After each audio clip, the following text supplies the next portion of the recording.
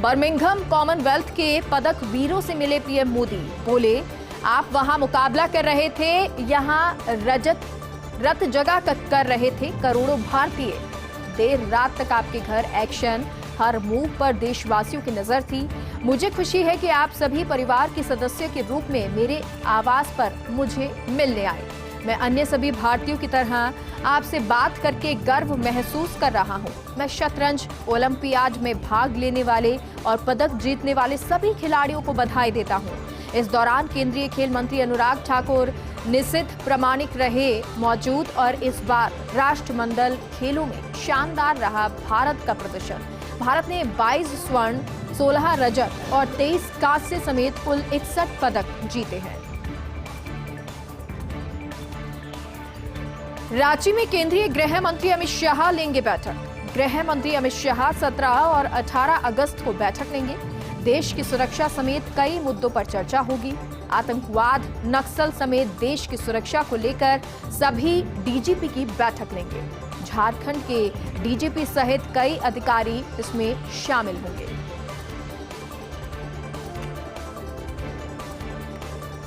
बिहार में सरकार बदली, लेकिन विधानसभा अध्यक्ष नहीं।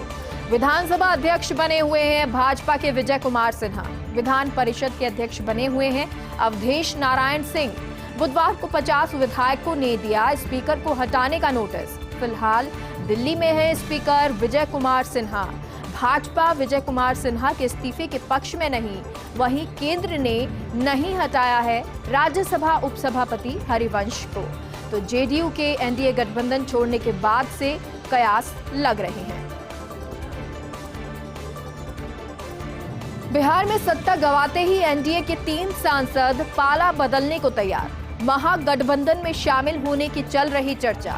बिहार में एनडीए के 3 सांसदों के महागठबंधन में शामिल होने की चर्चाएं तेज हो गई हैं। अब बिहार में एनडीए में भारतीय जनता पार्टी के अलावा केवल लोक जनशक्ति पार्टी में टूट के बाद लोक जनशक्ति पार्टी के 5 सांसद एक तरफ और रामविलास पासवान के पुत्र चिराग पासवान एक तरफ अकेले हैं।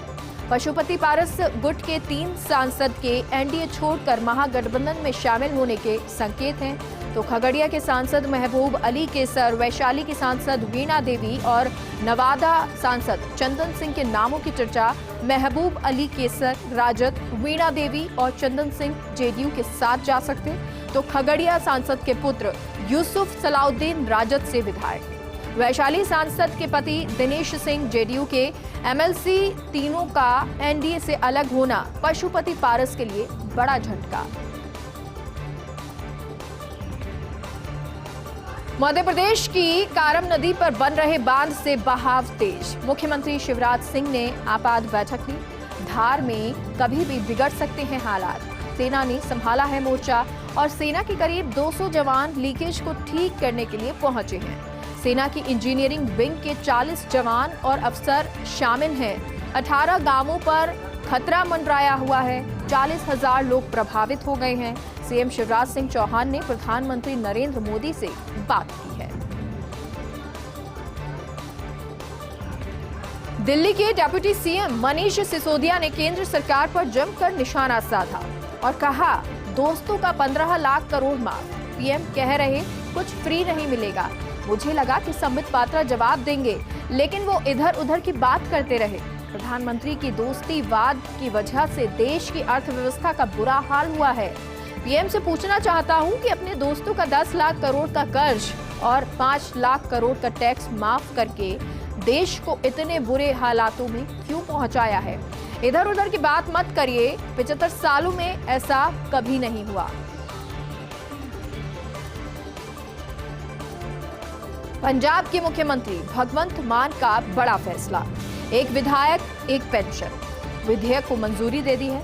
पंजाब के मुख्यमंत्री भगवंत मान ने कहा, गवर्नर ने एक विधायक एक पेंशन बिल को मंजूरी दी है। पंजाब सरकार ने अधिसूचना जारी की और इससे जनता के लिए काफी टैक्स की बचत होगी।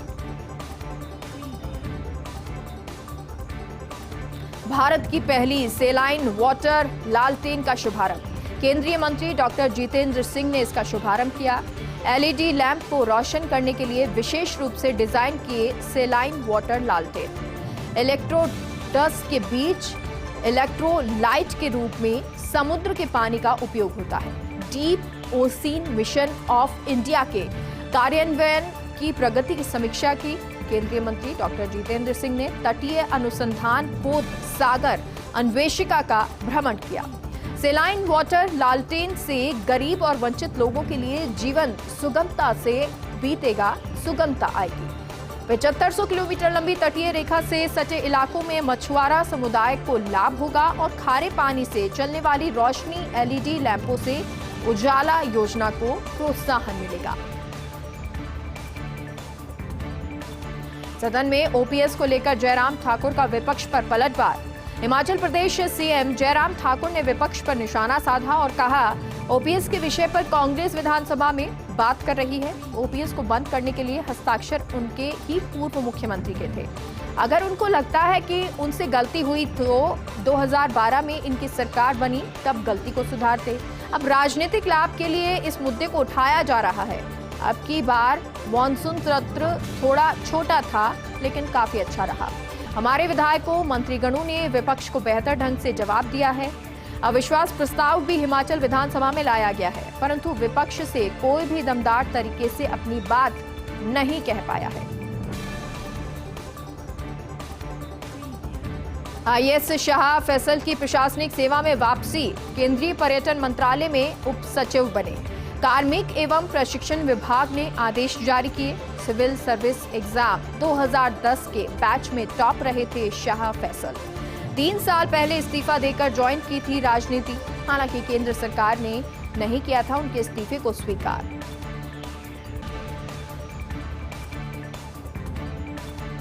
आईएएस पवन कुमार बोर ठाकुर असम के नए सीएस नियुक्त किए गए। 1989 बैच के असम मेघालय कैडर के आईएएस अफसर हैं पवन बोर ठाकुर। 31 अगस्त को असम के मुख्य सचिव का पदभार बोर ठाकुर संभालेंगे। मौजूदा मुख्य सचिव जिष्णु बरुआ की पवन बोर ठाकुर जगह लेंगे। वर्तमान में असम सरकार में अतिरिक्त मुख्य सचिव हैं बोर ठाकुर। यूपी के सीएम योगी आदित्यनाथ को बम से उड़ाने की धमकी। देवेंद्र तिवारी के घर पर एक बैग में धमकी भरी चिट्ठी मिली। लखनऊ के आलमबाग निवासी देवेंद्र तिवारी, सीएम योगी और देवेंद्र तिवारी को बम से उड़ाने की धमकी दी गई और कहा, बाकी लोगों की गर्दन काटी है, तुम दोनों को बम से उड़ाएंगे। देवेंद्र ने अवैध बूचड़खानों के खिलाफ कोर्ट में पीआईएल कर रखी थी दायर और कहा कि अवैध बूचड़खानों के खिलाफ पीआईएल से मुसलमानों के पेट पर लात पड़ी है। ओवैसी मौलाना मदनी को तुम लोगों ने रुलाया है, उनके आंसुओं का बदला लेंगे। लखनऊ पुलिस ने एफआईआर दर्ज कर जांच शुरू कर दी है। दिल्ली में 15 अगस्त पर आतंकी हमले का अलर्ट। खुफिया एजेंसी को हैरान करने वाली रिपोर्ट मिली है। ड्रोन से पंजाब के रास्ते हथियार भेजने की खबर है। खुफिया एजेंसी की जानकारी के बाद 5 तरह के अलर्ट जारी किए गए हैं। लाल किले के आसपास आतंकवादी वारदात की साजिश। लाल किले के पास पतंगबाजी पर रोक लगाई। देश के कुछ दूसरे शहरों में भी आईईडी भेजे जाने की आशंका है और इसी को लेकर अलर्ट जारी किया गया है। गिनीज वर्ल्ड रिकॉर्ड में दर्ज हुई राष्ट्रीय ध्वज की सबसे बड़ी मानव छवि। चंडीगढ़ के सेक्टर 16 स्टेडियम में लहराते हुए राष्ट्रीय ध्वज का रिकॉर्ड यूएई के रिकॉर्ड को तोड़ते हुए यहां नया रिकॉर्ड बना। उपलब्धि हासिल करने के लिए 5,885 लोगों की भीड़ उमड़ी और इस दौरान केंद्रीय मंत्री मीनाक्षी लेखी ने बधाई दी और कहा, मैं चंडीगढ़ विश्वविद्यालय और एनआईडी फाउंडेशन को बधाई देना चाहूंगी। ये हम सभी के लिए गौरवान्वित होने का विषय है। हर व्यक्ति का मन एक ही भाव से परिपूर्ण हुआ। तिरंगे की आन बान शान में अपने कर्तव्य से अपने आप को समर्पित रखेंगे। तो ये बड़ी उपलब्धि कह सकते हैं। गिनीज वर्ल्ड रिकॉर्ड में दर्ज हुआ राष्ट्रीय ध्वज की सबसे बड़ी मानव छवि। चंडीगढ़ के सेक्टर 16 स्टेडियम में लहराते हुए राष्ट्रीय ध्वज का रिकॉर्ड यूएई के रिकॉर्ड को तोड़ते हुए यहां नया रिकॉर्ड बना है। उपलब्धि हासिल करने के लिए 5,885 लोगों की भीड़ उमड़ी और इस दौरान केंद्रीय मंत्री मीनाक्षी लेखी ने बधाई दी और कहा, मैं चंडीगढ़ विश्वविद्यालय और एनआईडी फाउंडेशन को बधाई देना चाहूंगी। ये हम सभी के लिए गौरवान्वित होने का विषय है। हर व्यक्ति का मन एक ही भाव से परिपूर्ण हुआ। तिरंगे की आन बान शान में अपने कर्तव्य से अपने आप को समर्पित रखेंगे। जम्मू कश्मीर में दुनिया का सबसे ऊंचा ब्रिज तैयार। चिनाब रेलवे पुल का गोल्डन जॉइंट पूरा वर्कर्स ने फहराया। तिरंगा आतिशबाजी भी की। ये पुल एफिल टावर से 35 मीटर ऊंचा। इस प्रोजेक्ट की लागत लगभग 28,000 करोड़ रुपए। कोंकण रेलवे के चेयरमैन और एमडी संजय गुप्ता ने कहा, खराब मौसम, सर्दी, ऊंचाई, बहुत सी चुनौतियों का सामना करना पड़ा। मुंबई स्थित बुनियादी ढांचा प्रमुख एफकॉन्स की ओर से निर्माण किया गया और ये रेलवे ब्रिज की नदी तल से ऊंचाई 359 मीटर है। ये 324 मीटर ऊंचे एफिल टावर से भी 35 मीटर ऊंचा। इस पुल पर 8 की तीव्रता वाले भूकंप का असर भी नहीं होगा। ये 260 किलोमीटर प्रति घंटे की रफ्तार से चलने वाली हवा को भी सह सकता है। तो ये ब्रिज जो है वो तैयार हुआ है और उसकी खूबी भी आपको बता रहे हैं। जम्मू कश्मीर में दुनिया का सबसे ऊंचा ब्रिज तैयार। चिनाब रेलवे पुल का गोल्डन जॉइंट पूरा वर्कर्स ने लहराया, फहराया तिरंगा, आतिशबाजी भी की। ये पुल एफिल टावर से 35 मीटर ऊंचा है और इस प्रोजेक्ट की लागत लगभग 28,000 करोड़ रुपए है। कोंकण रेलवे के चेयरमैन और एमडी संजय गुप्ता ने कहा कि खराब मौसम, सर्दी, ऊंचाई, बहुत सी चुनौतियों का सामना करना पड़ा। मुंबई स्थित बुनियादी ढांचा प्रमुख एफकॉन्स की ओर से निर्माण किया गया और रेल ब्रिज की नदी तल से ऊंचाई 359 मीटर है।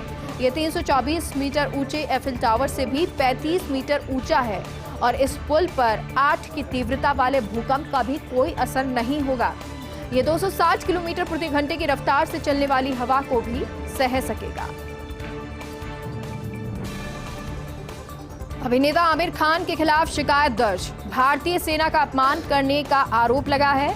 फिल्म लाल सिंह चड्ढा को लेकर आमिर खान विवादों में घिरे हैं। सुप्रीम कोर्ट के वकील विनीत जिंदल ने मुकदमा किया और सेना को नीचा दिखाने के आरोप में आईपीसी 298 और 522 के तहत ये मुकदमा दर्ज किया गया है। तो अभिनेता आमिर खान के खिलाफ ये शिकायत दर्ज की गई है। भारतीय सेना का अपमान करने का आरोप उन पर लगा है। फिल्म लाल सिंह चड्ढा को लेकर विवादों में आमिर घिरे हुए हैं। पहले भी विवाद जारी थे। फिल्म रिलीज हुई और उसके बाद भी अब विवादों में एक बार फिर से आमिर खान घिर गए हैं। सुप्रीम कोर्ट के वकील विनीत जिंदल ने मुकदमा किया है और सेना को नीचा दिखाने के आरोप में आईपीसी 298 और 522 के तहत ये मुकदमा दर्ज किया गया है। बाग बगीचों को लेकर तालिबान सरकार के अजब गजब कानून। काबुल के 500 साल पुराने बाग-ए बाबर में 3 महीने से पाबंदियां। महिलाओं पुरुषों को एक साथ बाग में प्रवेश करने की इजाजत नहीं। 11 हेक्टेयर में फैला सुंदर बाग अब फिरका पस्ती का शिकार है। महिला पुरुषों को, परिवार को एक साथ बैठने की अनुमति नहीं है। यूनेस्को की तरफ से संरक्षित स्थान है काबुल का बाग-ए बाबर। यहीं बनी हुई है दिवंगत मुगल बादशाह बाबर की कब्र। काबुल के मुख्य आकर्षण बाग-ए बाबर को तालिबानी ग्रहण लगा है। तो ये पाबंदियां लगी हुई हैं। बाग बगीचों को लेकर तालिबान सरकार के अजब गजब कानून हैं। काबुल के 500 साल पुराने बाग-ए बाबर में 3 महीने से पाबंदियां हैं।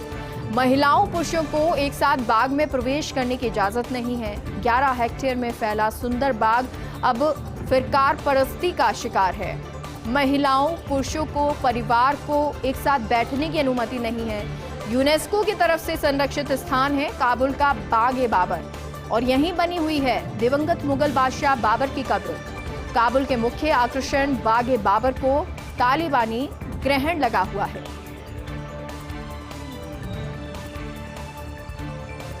फ्री रेवड़ी कल्चर और स्कूल के मुद्दे पर संबित पात्रा ने आपको घेरा। दिल्ली सरकार की शराब माफिया के साथ दोस्ती होने का आरोप लगाया। भाजपा राष्ट्रीय प्रवक्ता संबित पात्रा ने आप पर निशाना साधा और कहा 701 स्कूलों में प्रिंसिपल नहीं है, 745 स्कूलों में विज्ञान नहीं पढ़ाया जाता।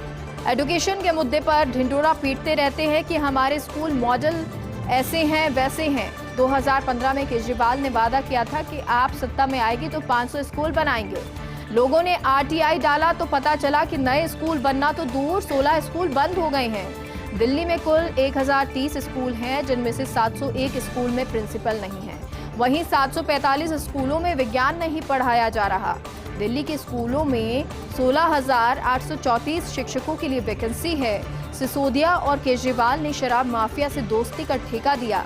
शराब माफिया का 144 करोड़ रुपए माफ कर दिया। आबकारी घोटाले में सिसोदिया शामिल तो रेवड़ी की तरह शराब के ठेके बांटे गए।